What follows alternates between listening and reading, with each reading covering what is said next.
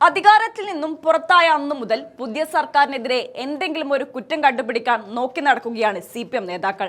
എന്നാൽ ഇപ്പോഴിതാ ജനകീയ വികസന ചർച്ചകളിൽ സർക്കാരിനെ പ്രതിരോധിക്കാൻ സാധിക്കാതെ വന്നതോടെ ഭരണപക്ഷത്തെ 2 MLA-മാരുടെ സത്യപ്രതിജ്ഞ സംബന്ധിച്ച വിഷയങ്ങൾ ആയുധമാക്കാനാണ് പ്രതിപക്ഷത്തിന്റെ നീക്കം.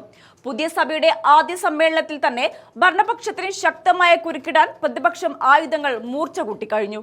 അതിന്റെ ഭാഗമായി 2 ഭരണപക്ഷ MLA-മാരുടെ സത്യപ്രതിജ്ഞയിലെ ചട്ടലംഘനമാണ് പ്രതിപക്ഷം ആദ്യ വെടിയായി ഉയർത്തിയിരിക്കുന്നത്. Aluva MLA Anwar Sadath, Payyanur MLA MV Kunhikrishnan എന്നിവരുടെ സത്യപ്രതിജ്ഞകൾ ചട്ടവിരുദ്ധമാണെന്നും അതിനാൽ അവ അസാധുവാക്കണമെന്നുമാണ് CPM-ന്റെ ഇപ്പോഴത്തെ പ്രധാന ആവശ്യം. ആലുവ മണ്ഡലത്തിലെ ജനപ്രതിനിധിയായ അൻവർ സാദത്ത് സത്യപ്രതിജ്ഞാ ചടങ്ങിൽ ഔദ്യോഗികമായി സത്യവാചകം ചൊല്ലി അവസാനിപ്പിച്ചതിനു ശേഷം എന്റെ പ്രിയപ്പെട്ട ആലുവക്കാർക്കുള്ള നന്ദിയും രേഖപ്പെടുത്തുന്നു എന്ന് കൂട്ടിച്ചേർത്തിരുന്നു.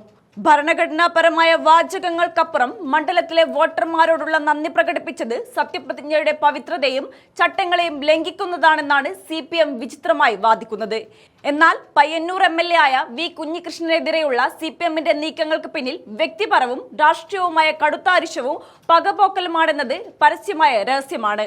പയ്യന്നൂരിലെ CPM-ന്റെ ഫണ്ട് തട്ടിപ്പും രക്തസാക്ഷി ഫണ്ടിലെ കോടികളുടെ അഴിമതിയും പൊതുസമൂഹത്തിന് മുന്നിൽ ധീരമായി തുറന്നു കാട്ടിയതു മുതൽ CPM നേതൃത്വത്തിന്റെ കണ്ണിലെ കരടാണ് കുഞ്ഞികൃഷ്ണൻ.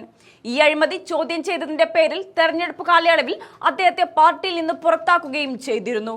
പാർട്ടിയുടെ പൊന്നാപുരം കോട്ടയെന്ന് വിശേഷിപ്പിക്കുന്ന പയ്യന്നൂരിൽ സ്വതന്ത്രനായി മത്സരിച്ച് UDF-ന്റെ ശക്തമായ പിന്തുണയോടെ ജയിച്ചുകയറിയ കുഞ്ഞികൃഷ്ണന്റെ വിജയം CPM-ന് ഒട്ടും ദഹിച്ചിട്ടില്ല. അതുകൊണ്ട് തന്നെ അദ്ദേഹത്തെ എങ്ങനെയെങ്കിലും വേട്ടയാടുക എന്ന ലക്ഷ്യത്തോടെയാണ് പുതിയ തടസ്സങ്ങൾ അവർ ഉയർത്തുന്നത്. കുഞ്ഞികൃഷ്ണൻ സത്യപ്രതിജ്ഞ ചെയ്യുന്ന സമയത്ത് പ്രോട്ടം സ്പീക്കറായിരുന്ന G സുധാകരൻ ഡയസിൽ ഉണ്ടായിരുന്നില്ല എന്നതാണ് CPM ഉയർത്തുന്ന പ്രധാന ചട്ടലംഘനം. പ്രോട്ടം സ്പീക്കറുടെ സാന്നിധ്യത്തിലും അദ്ദേഹത്തിന് മുമ്പാകെയുമാണ് പുതിയ അംഗങ്ങൾ സത്യപ്രതിജ്ഞ ചെയ്ത് അധികാരമേൽക്കേണ്ടത് എന്നതിനാൽ അദ്ദേഹത്തിന്റെ താൽക്കാലിക അസാന്നിധ്യത്തിൽ നടന്ന സത്യപ്രതിജ്ഞയ്ക്ക് യാതൊരുവിധ നിയമസാധുതയുമില്ലെന്നാണ് ഇവരുടെ വാദം. ഈ 2 ജനപ്രതിനിധികളുടെയും സത്യപ്രതിജ്ഞ റദ്ദാക്കി വീണ്ടും ചടങ്ങുകൾ നടത്തണമെന്ന് ആവശ്യപ്പെട്ട് പുതിയ സ്പീക്കർക്ക് ഔദ്യോഗികമായി പരാതി നൽകാൻ CPM ഒരുങ്ങുകയാണ്. വരുന്ന മെയ് 29-നാണ് പുതിയ സർക്കാരിന്റെ ആദ്യ നയപ്രഖ്യാപന പ്രസംഗത്തോടെ നിയമസഭാ സമ്മേളനത്തിന് തുടക്കമാകുന്നത്.